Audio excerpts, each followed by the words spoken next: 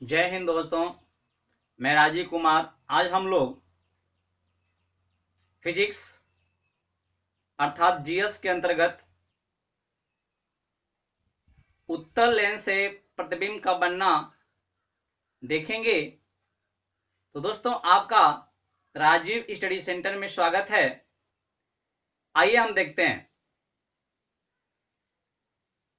आज हम पढ़ने वाले हैं जब वस्तु 2f यानी लेंस के फोकस दूरी के दूना दूरी अर्थात वक्रता केंद्र से दूर हो। तो वक्रता केंद्र से दूर होना मतलब अनंत और वक्रता केंद्र के बीच में कहीं पर भी होना। तो जब वस्तु ऐसे कंडीशन में रहेगी तो प्रतिबिंब जो बनेगा कैसा बनेगा, प्रतिबिंब का प्रकृति क्या होगी, हम देखेंगे। दोस्त, आप लोग वीडियो को स्किप ना करके पूरा वीडियो देखें। वीडियो को शेयर करें अपने दोस्तों में, सब्सक्राइब करें और बेल आइकन के बटन को दबाएं। यदि आप नए हैं तो सब्सक्राइब कर दिए हैं तो दोबारा करने की जरूरत नहीं है। दोस्तों, हम लोग पिछला जो वीडियो पढ़े थे उसमें ये पढ़ लिए थे कि प्रतिबिंब जब वस्तु जब अनंत पर हो तो प्रतिबिंब कहां बनता है। जब वस्तु अनंत पर हो तो प्रतिबिंब कहां बनता है, हमने देखा था और हम लोगों ने पाया था कि प्रतिबिंब जो होता है लेंस के पीछे मुख्य फोकस पर बिंदु के समान बनता है, वास्तविक भी होता है। तो आइए सेकंड कंडीशन देखते हैं। और एक फिगर जितने हम बता रहा हूं सभी बहुत ही इंपॉर्टेंट है। डायरेक्ट प्रश्न यहीं से उठ के चले आते हैं कंपटीशन के एग्जामों में, जैसे में एसएससी इत्यादि जितने भी हैं। तो आप इन्हें ध्यान दीजिएगा। जो स्टूडेंट 10th या 9th में पढ़ रहे हैं इसका उपयोग फिर इंटर में होता है, तो उन लोगों के लिए बहुत महत्वपूर्ण है। ये बेसिक जानकारी है। तो आइए देखते हैं। जब वस्तु को हम 2f से दूर रखते हैं, मतलब लेंस के बाएं साइड सामने फोकस के दूना यानी 2f से दूर रखते हैं। वस्तु हमारा ए बी है, वस्तु हमारा ए बी है। आप देख सकते हैं हमने बताया कि किसी एक बिंदु से, तो हमने बी बिंदु से दो किरण को निकाला, दो किरणों को ले गया। प्रथम किरण जो है मुख्य अक्ष के समांतर ले गया, तो अपवर्तन के बाद जो किरण है वह मुख्य फोकस से ही निकल जाती है। ये हम पढ़ चुके हैं कि जब कोई किरण अक्ष के समांतर जाती है तो अपवर्तन के पश्चात वह मुख्य फोकस से गुजरती है। एक किरण हमको और चाहिए, एक किरण हमने और लिया, और वह किरण क्या किया, ऐसा लिया कि वह प्रकाशिक केंद्र से होकर के जाए। तो यहां से किरण एक निकलेगी और प्रकाशिक केंद्र से होकर के जाएगी, और जब प्रकाशिक केंद्र से होकर जाएगी तो आपको यह विदित है कि यहां सीधे निकल जाएगी अपवर्तन के बाद। क्योंकि ये जानते हैं हम लोग कि जब किरण प्रकाशिक केंद्र से होकर के जाती है तो बिना अपने पथ से हटे सीधे निकल जाती है, यदि लेंस पतला हो। तो दो किरणें बिंदु बी से चली, उनका अपवर्तन हुआ और आपस में बी डैश पर काट दी, आपस में बी डैश पर काटी। और आपको पता है दोस्तों कि जहां पे किसी बिंदु के दो किरणें अपवर्तन के बाद काटती हैं वहीं पे उस बिंदु का प्रतिबिंब बनता है, तो बी का प्रतिबिंब बना बी डैश। वैसे ही अगर इस पर हम कई बिंदुओं को लें और प्रत्येक बिंदु का ऐसे ही आरेख खींचें, मतलब प्रत्येक बिंदु से हम दो दो किरणें ले जाएं, तो हमें क्या मिलेगा, जो प्रतिबिंब बनेगा बिंदु प्रतिबिंब ये बनेगा, मतलब प्रत्येक बिंदु का प्रतिबिंब बनेगा। तो इस वस्तु पर अनंत बिंदु हैं, बहुत सारे बिंदु हैं। अगर प्रत्येक बिंदु को हम बनाएंगे तो ये प्रत्येक बिंदु का प्रतिबिंब बनेगा, और जब सबको मिलाएंगे तो पूरी वस्तु का प्रतिबिंब बन जाएगा और उसका नाम होगा ए डैश बी डैश। आप देख सकते हैं ये सीधा वस्तु है, प्रतिबिंब कैसा बना है, तो उल्टा बना है, 2f और f के बीच में बना है। 2f और f के बीच में बना है, ये ध्यान दीजिएगा। तो इसका मुख्य बिंदु क्या है, प्रतिबिंब की प्रकृति क्या है, आइए हम देखते हैं। प्रतिबिंब वास्तविक होता है। वास्तविक मतलब आप समझ चुके होंगे, पिछला वीडियो नहीं देखे हैं तो देख लीजिए। पिछला वीडियो में हमने समझाने का प्रयास किया है कि वास्तविक आभासी शब्द क्या होती हैं। तो प्लेलिस्ट में जाकर के आप सारी वीडियो क्रम से देख सकते हैं।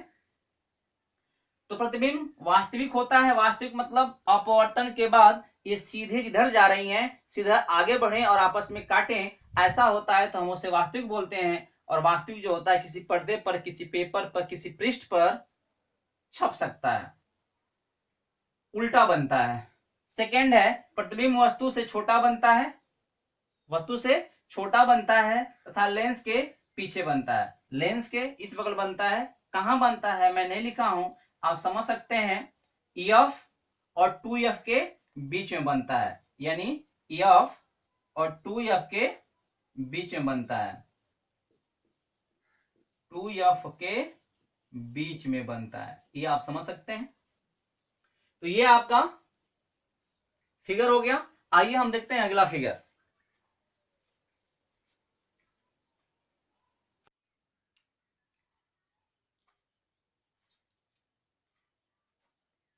आइए हम लोग तीसरा कंडीशन देखते हैं।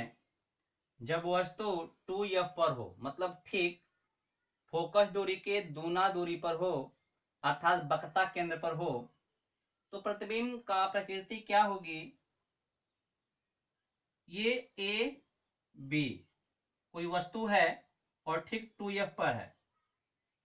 तो आप देख रहे हैं कि बिंदु बी से दो किरण चाहिए, एक किरण अक्ष के समांतर जा रही है और लेंस से अपवर्तन के बाद एफ मुख्य फोकस से निकल रही है, मुख्य फोकस से निकल रही है। एक किरण और जा रही है जो प्रकाशिक केंद्र से होते हुए सीधे निकल जा रही है बिना अपने पथ से हटे हुए, और दोनों अपवर्तन के बाद, दोनों किरणें अपवर्तन के बाद आपस में बी डैश पर काट रही हैं। तो जहां पे अपवर्तन के बाद कटता है वह कटान बिंदु प्रतिबिंब होता है प्रथम बिंदु का, तो बी का वह प्रतिबिंब हो गया। ऐसे ही हम इसके प्रत्येक, इस वस्तु पर बहुत सारे बिंदु हैं, अगर प्रत्येक बिंदु का हम आरेख बनाएं तो हमको ऐसा आरेख मिलेगा हर एक बिंदु पर, और जब सब आरेख को मिलाएंगे तो वह प्रतिबिंब बन जाएगा, अर्थात पूरी ए बी का प्रतिबिंब ए डैश बी डैश बनेगा। तो आप देख पा रहे हैं कि जो ये प्रतिबिंब है उल्टा बना हुआ है, लेकिन इस वस्तु के ठीक बराबर बनता है। वास्तविक बन रहा है, उल्टा बन रहा है। तो हमें बस इतना याद रखना है कि जब वस्तु 2F पर हो प्रतिबिंब कैसा बनेगा, वही है मुख्य बिंदु, प्रतिबिंब उल्टा बनेगा तथा वस्तु के बराबर बनता है। प्रतिबिंब 2F पर बनता है तथा लेंस के पीछे वस्तु के बराबर बनता है। तो ये आपको याद रखना है। सीधे प्रश्न यहां से बनते हैं, तो आपको समझ में आ गया होगा। तो आइए हम देखते हैं अगला प्रतिबिंब।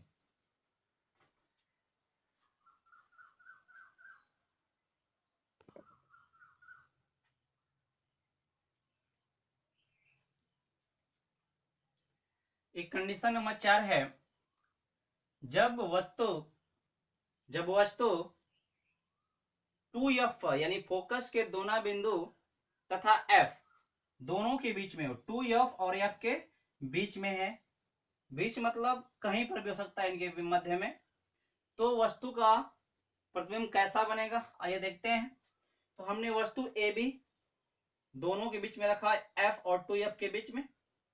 बिंदु बी का हमने प्रतिबिंब बनाया, तो बिंदु बी से दो किरण चली समांतर जो कि F से निकल गई अपवर्तन के बाद, एक जो है प्रकाशिक केंद्र से चली और सीधे निकल गई अपवर्तन के बाद।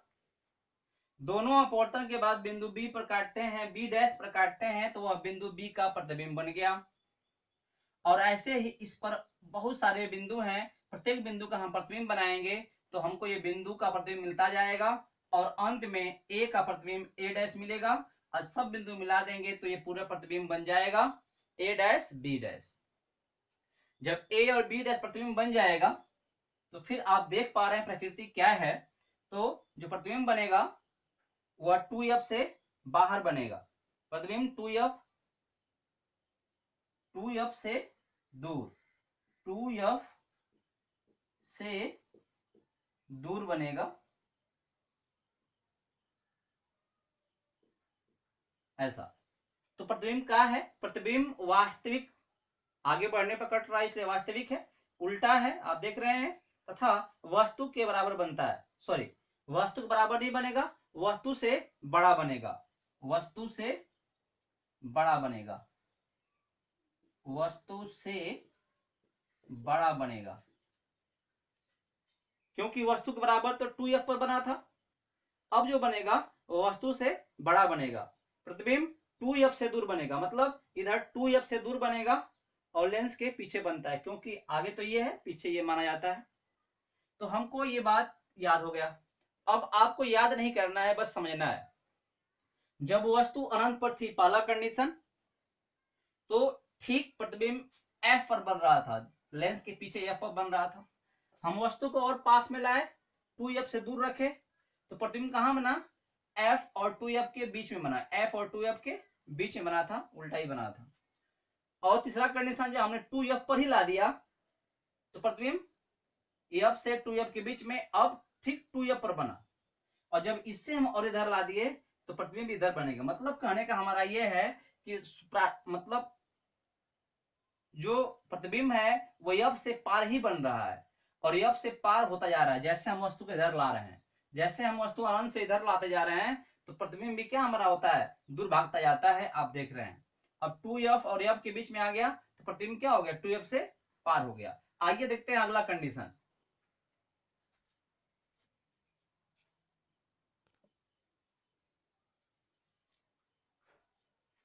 देखिए कंडीशन नंबर 5 है,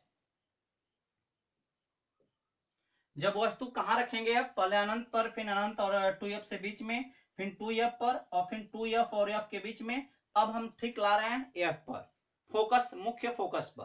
तो प्रतिबिंब कैसा बनेगा आप देख सकते हैं। बिंदु B से एक किरण समांतर गई अक्ष के, तो f से निकल गई अपवर्तन के बाद, और बिंदु B से एक किरण जो है इसके प्रकाशीय केंद्र से होता हुआ सीधे निकल गया। लेकिन यह प्रैक्टिकली देखा गया है कि दोनों किरणें अपवर्तन के बाद सीधे निकलती हैं, मतलब समांतर होती हैं, और समांतर किरणें कहीं आपस में नहीं काटेंगी। आगे जाकर के पीछे बढ़ाएंगे तो भी समांतर ही आएंगी, कहीं नहीं काटेगी। तो हमें लग रहा है कहीं नहीं काटेगी। यदि काटेगी भी तो कहां मानेंगे? कहां काटती है समांतर रेखाएं? कहां आपस में काटती हैं? अनंत पर काटती हैं, बहुत दूर जाकर काटती हैं, ऐसा माना जाता है। तो इधर भी आगे बढ़ेंगी तो अनंत पर ही कटेंगी, पीछे बढ़ाएंगे तो अनंत पर ही कटेगा। तो हम यहां तय नहीं कर सकते कि पीछे कटेगा कि आगे बढ़ने पर कटेगा। यदि आगे बढ़ने पर कटेगा तो बहुत दूर जाएगा, और दूर जाएगा तो प्रतिबिंब बहुत बड़ा बन जाएगा। अगर पीछे हम बढ़ाएंगे तो भी बहुत दूर जाएगा, प्रतिबिंब जहां काटेगी अनंत पर, वहां भी प्रतिबिंब बहुत बहुत बड़ा बनेगा। तो यहाँ पे हम तय नहीं कर सकते कि इधर बनेगा प्रतिबिंब, अगर इधर बनेगा पीछे बढ़ाने पर तो आभासी बनेगा, आगे बढ़ाने में बनेगा तो वास्तविक बनेगा। यहाँ पे हमें कंफ्यूजन है अगर लॉजिक की बात करें तो। लेकिन एनसीईआरटी में दिया हुआ है कि इधर काटता है, अनंत पर ही काटता है, लेकिन इधर काटता है, आगे बढ़ काटता है। जब आगे बढ़ काटता है तो प्रतिबिंब वास्तविक होगा, वही लिखा हूं। प्रतिबिंब उल्टा होगा, इधर जाएगा वास्तविक तो उल्टा ही बनेगा। वास्तविक होगा, उल्टा होगा, बहुत बड़ा बनेगा, क्योंकि अनंत पर बनेगा तो अनंत पर जो है बहुत बड़ा बनेगा, क्योंकि बहुत नीचे अनंत होगा, इसलिए प्रतिबिंब अनंत पर बनता है। तो आपको ये बात समझ में आ गई होगी। ये पांचवा कंडीशन है, जब वस्तु कहां हो? मुख्य फोकस पर हो। क्योंकि मैं हर जगह f या 2f बोल रहा हूं, f2 या f1 नहीं बोल रहा हूं। क्यों? f2 f1 तक को समझने के लिए है, उसका अपना कोई महत्व नहीं है। हमें बस जानना है मुख्य फोकस और मुख्य फोकस के दूना, ये ध्यान देना है। तो आइए देखते हैं अगला। अगला कंडीशन, छठवां कंडीशन, बहुत इंपॉर्टेंट है, उसको हम लोग नेक्स्ट वीडियो में देखेंगे। तो आइए फिर अगले वीडियो में मिलते हैं। धन्यवाद।